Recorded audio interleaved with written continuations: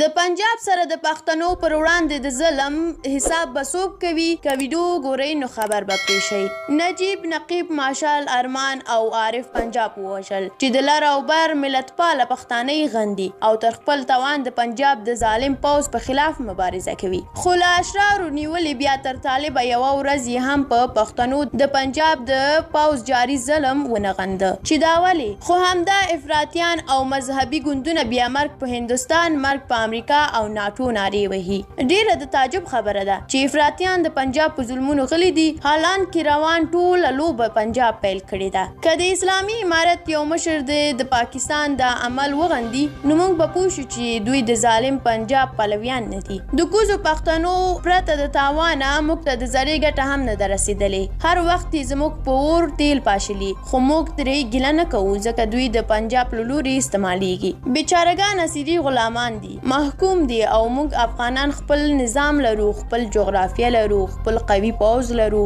خپل رسمي ژبې لرو. موږ هر وخت د کوزو پښتنو ملاتړ کوو، په غم یې ژاړو او په خوښۍ یې ورسره خوښي کوو ځکه زموږ د وجود یوه نه بیلیدونکې برخه ده او موږ یې خپل بولو. د پنجاب سره به د دې هر ظلم ذره ذره حساب کوي چې دا حساب به ورسره د افغانستان نظام کوي. وخت به راشي، ډېر لنډ وخت پاتې دی.